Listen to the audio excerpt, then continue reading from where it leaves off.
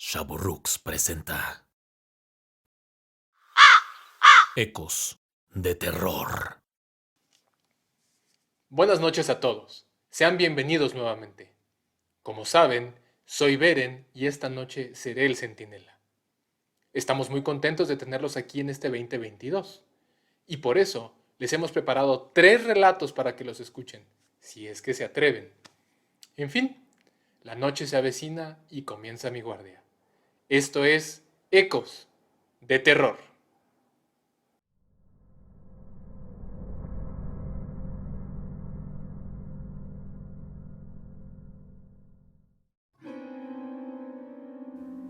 Mi prima Cintia comenzó a experimentar eventos paranormales desde muy pequeña.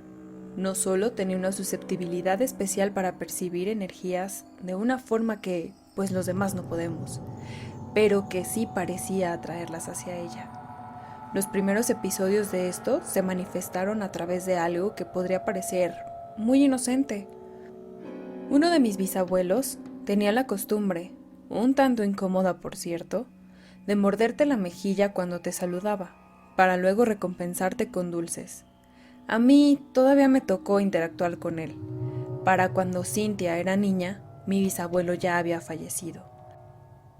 Aún era Cintia muy pequeña cuando su madre, mi tía, empezó a contar que la niña amanecía en su cama con dulces, mismos que nadie le había dado o comprado.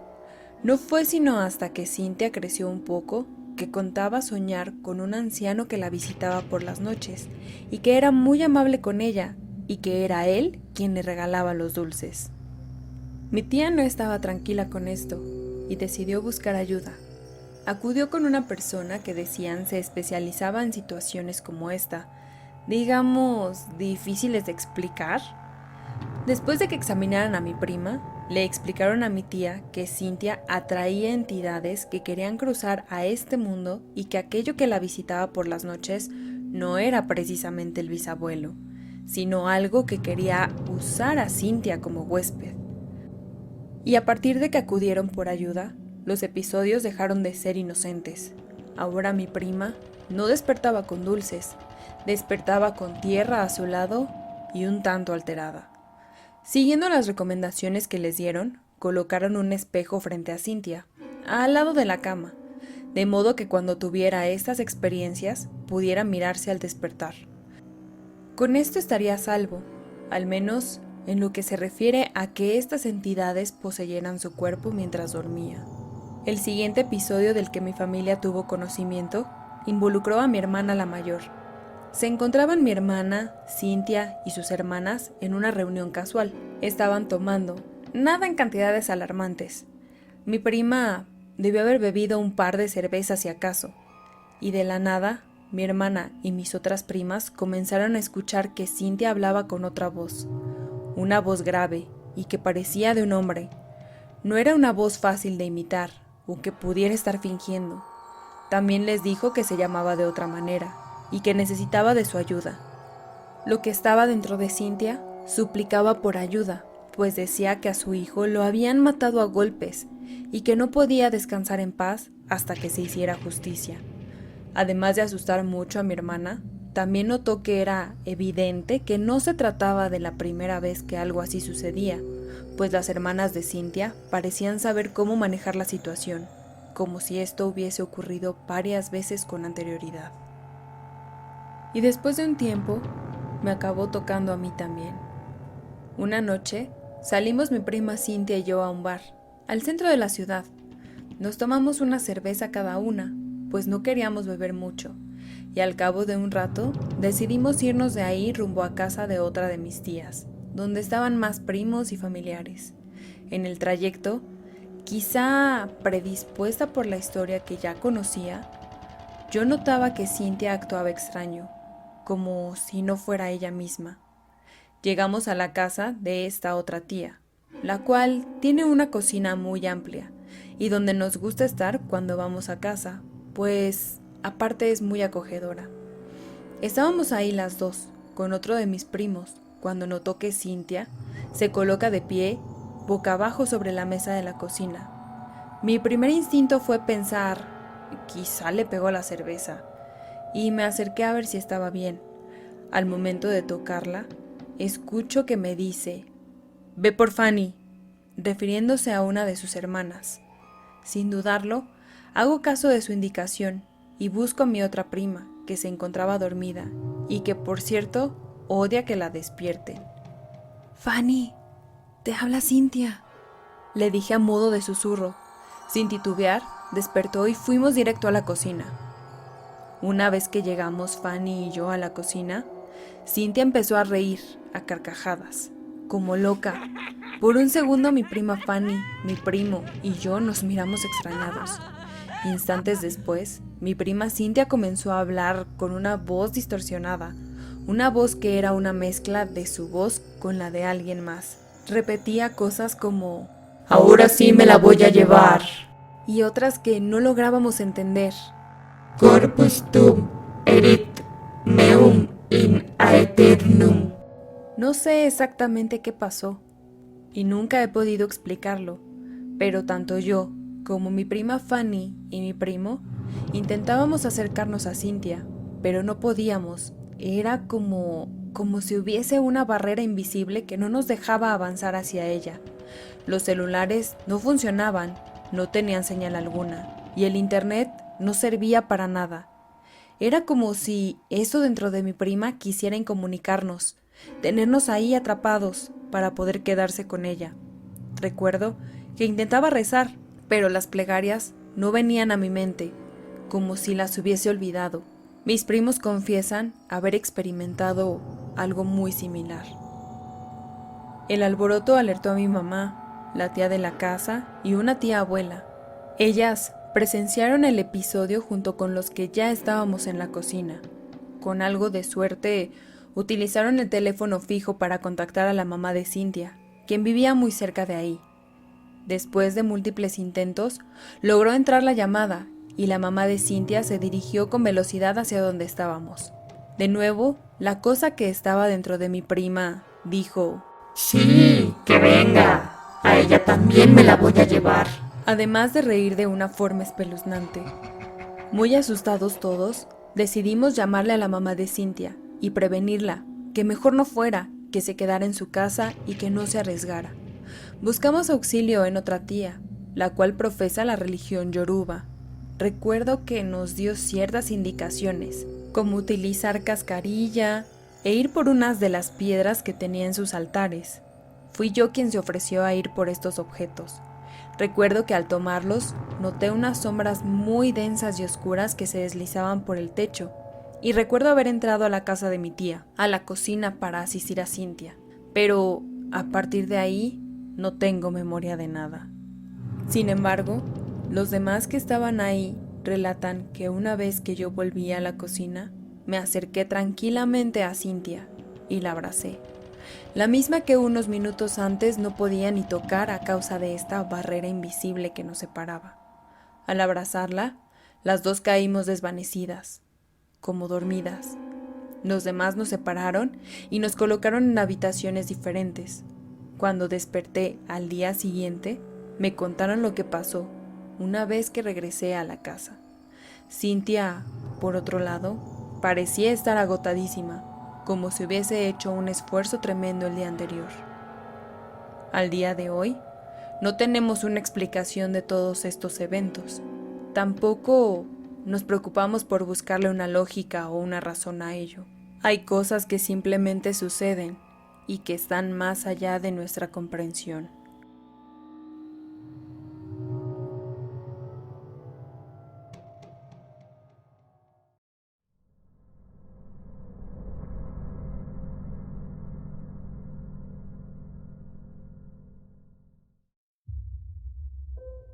Hago mi tarea diligentemente en mi habitación. Mi papá está trabajando en su oficina y mi mamá ya no vive con nosotros. Realmente no necesito supervisión para mis deberes y obligaciones. De hecho, me considero bastante más responsable que mi hermana mayor, que a sus 16 años se la pasa dormida o perdiendo el tiempo. Esta tarde el frío es particularmente intenso, probablemente por la lluvia que cae torrencialmente. Estoy por terminar el último de mis ejercicios de matemáticas, con el cual al fin daré por terminadas mis tareas de la tarde. Estoy feliz, pues al fin dedicaré el resto del tiempo a ese nuevo videojuego que me han comprado y que casi me llama a gritos para estrenarlo. El sonar de un trueno hace que vibren los vidrios del departamento. El servicio de energía eléctrica se interrumpe, algo común en países de Latinoamérica cuando hay fuertes lluvias. Hago un poco de berrinche porque ya es irrelevante si termino o no mi tarea. No podré jugar hasta que el servicio se restablezca. Me quedo enfurruñado en el pequeño escritorio de mi recámara, tan absorto en mis pensamientos que no me doy cuenta que Jessica, mi hermana, entra en mi habitación para tomarme del hombro, lo cual me hace saltar del susto. Tranquilo, cara de chango, solo soy yo. Ella siempre me molesta, supongo que es parte de nuestra dinámica. Unos momentos después escuchamos un ruido muy extraño, que viene del otro lado de la casa, muy distintivo, y en la oscuridad volteamos a vernos. Para este punto la oscuridad es casi total. A pesar de que estamos a menos de 1 metro de distancia, apenas logramos reconocer nuestras siluetas. La lluvia sigue cayendo con intensidad. ¿Qué habrá sido eso?, le digo a mi hermana con una voz titubeante. Ella me responde que no sabe y me propone que vayamos a revisar. No tenemos claro de dónde venía el ruido. Las opciones más probables eran la sala, la recámara de mi papá y la habitación de Jessica. Como el cuarto de mi padre es el más cercano, es el que elegimos para revisar primero. Yo tengo mi celular a la mano y utilizando la linterna de este, apunto hacia el frente para no tropezarnos con algo. Jessica va tomada de mis hombros, como protegiéndose conmigo. Atemorizado pero al mismo tiempo envalentonado por ir con mi hermana, avanzamos despacio hacia la recámara de mi papá y no vemos nada ni a nadie.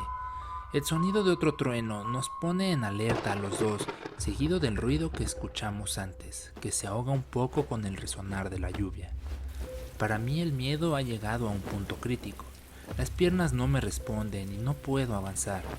Es entonces cuando Jessica me dice: «No tengas miedo, cara de chango. Mira, vamos a separarnos. Tú revisa en la sala y yo reviso en mi cuarto». La idea no me parece nada agradable. En primera instancia porque no quiero ir a revisar solo y en segundo lugar porque no quiero que mi hermana esté sola. Me podrá molestar y todo, pero es mi hermana y la quiero mucho. Susurrando discutimos un poco y al final ella se impone gracias a su estatus como hermana mayor. No me queda más remedio que ir a la sala.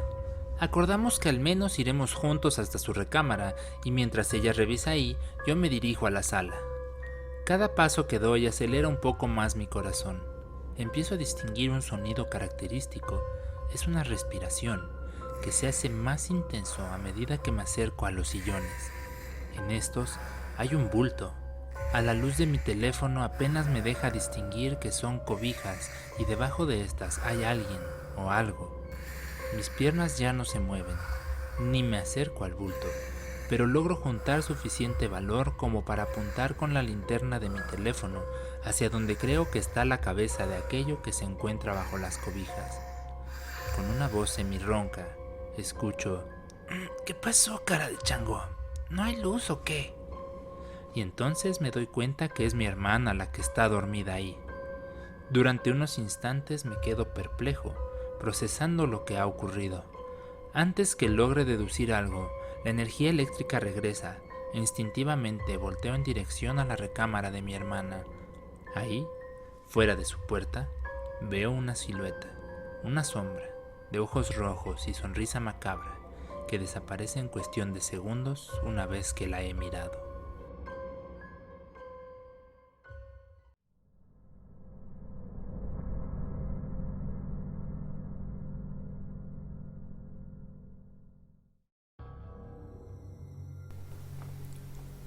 Hace unos años viví en un fraccionamiento que era relativamente nuevo en su momento. La mayor parte de las casas eran de reciente construcción, 1 o 2 años máximo de haberse terminado. Los terrenos seguían en venta y lo común en esos días era que no había casas contiguas, es decir, normalmente había un terreno sin ocupar, o baldío como decimos, entre una casa y otra. Entre las pocas excepciones estaba la casa frente a la que yo vivía.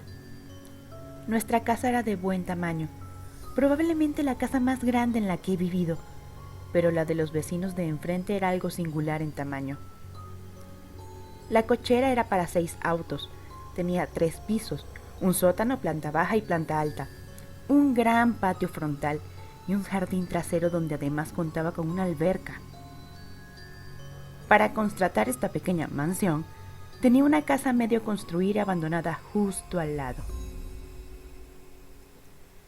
Esta casa abandonada ya había sido víctima de algo de vandalismo. Había suficiente grafiti y basura para pensar que vagos y malvivientes la recorrían con frecuencia y se ve que la policía la había visitado en algún momento, pues había sellos de cinta policial esparcida por ahí. En la parte superior contaba con un balcón que era claramente de los pocos sitios en donde se había logrado avanzar en los acabados. Había una puerta doble que daba al balcón, no había puerta en ningún otro lado, y esta era de madera, de las que tienen un marco para poner cristal, mismo que estaba ya roto y con algunos pedazos en el piso. Yo pasaba poco tiempo en casa. Para la edad que tenía entonces, 20 años, era más común estar en la universidad o con mi novio o mis amigos. Mis hermanas eran las que pasaban mucho tiempo ahí y lograron hacer amistad con otros chicos del fraccionamiento. De lo primero que empezaron a hablar fue de la casa abandonada y la leyenda que había sobre esta. Contaban que el dueño era un importante empresario y que había elegido este fraccionamiento para construir una casa para su amante, a quien visitaría con frecuencia. Hablan de haberlo visto en la supervisión de la obra de la mano de una joven mujer, la amante, y que se les veía muy emocionados. Lo demás era especulación, pero se rumoraba que la esposa del empresario se enteró del amorío y este decidió terminar la relación, por lo que la joven decidió quitarse la vida en la casa abandonada. Como historia era muy aterradora, pero como sucede en muchas ocasiones, los detalles eran un poco inconsistentes y no había nadie que realmente hubiera visto el suceso.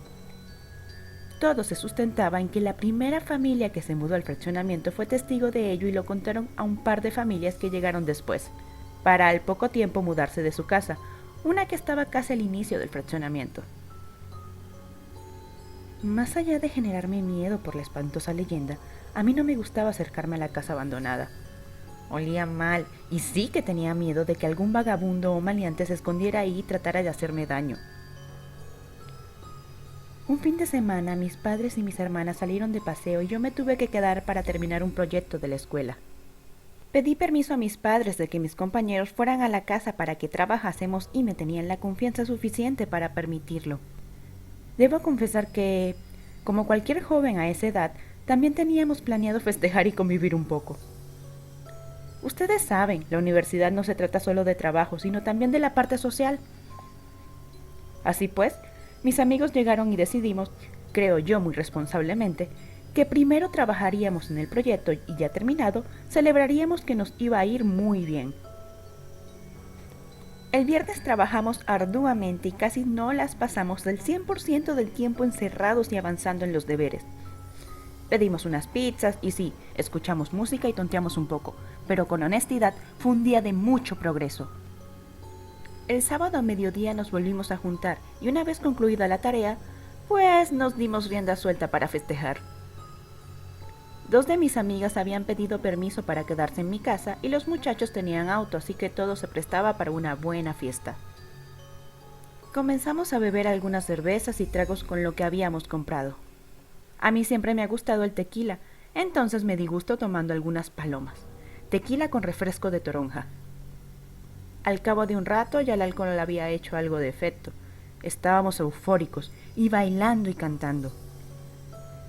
Serían como las 11 de la noche y con algo de hambre se nos ocurrió ir a unas hamburguesas que se ponían apenas en la entrada del fraccionamiento. Para quienes han salido de fiesta, seguro me entenderán de que la comida callejera es lo mejor en esos casos. Por la distancia y para evitar subirnos al auto, caminamos en grupo hacia el carrito de hamburguesas. Mis amigos entonces comenzaron a preguntar sobre la casa abandonada y a retarse unos a otros para ver quién entraría después de haber comido algo.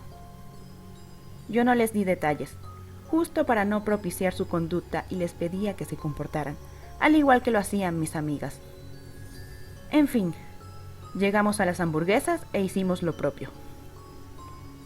Caminando de regresos a mi casa, uno de mis amigos nos aseguró que había visto, a lo lejos, a una mujer entrar en la casa abandonada. Esto asusó a los demás para que siguieran con su idea de entrar.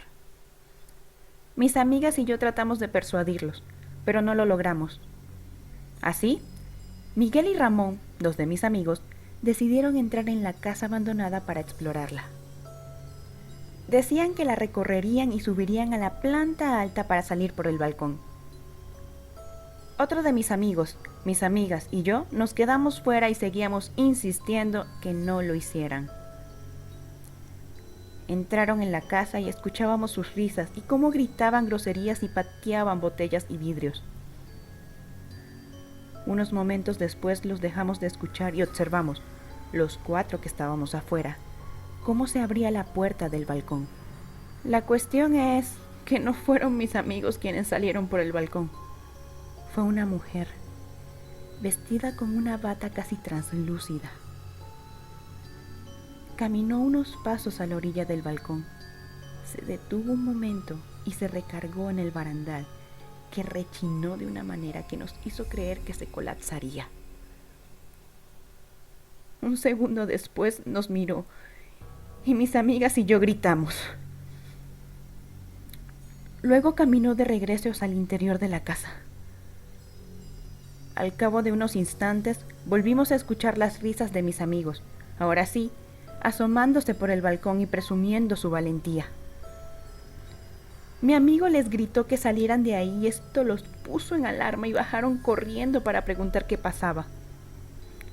Cuando les contamos la historia, ellos se rehusaban a creerla y dicen no haberse topado con nadie, lo cual sería imposible porque la diferencia entre que la mujer salió del balcón y ellos aparecieron fue de segundos.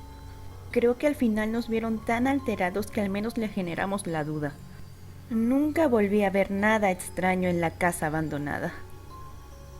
Tampoco le conté esto a mi familia sino hasta años después. Sentía que por un lado no debía alarmarlos y por otro no estaba segura de qué es lo que había pasado. Cuando por fin lo hice, supe por mis padres que ellos habían visto a una mujer en el balcón en algunas ocasiones y que, al igual que yo, no habían querido alarmar a la familia. Y aunque no hay relación, desde entonces, cuando veo una casa abandonada, trato de mirar hacia otra dirección. No quisiera toparme con alguna otra historia de este tipo.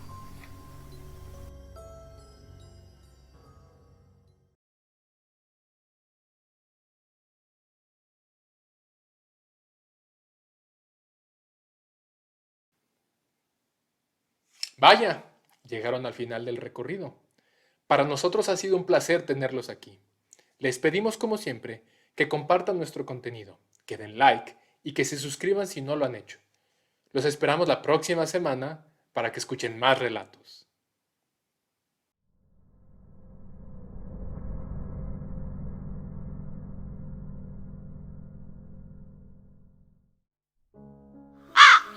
Ecos de terror.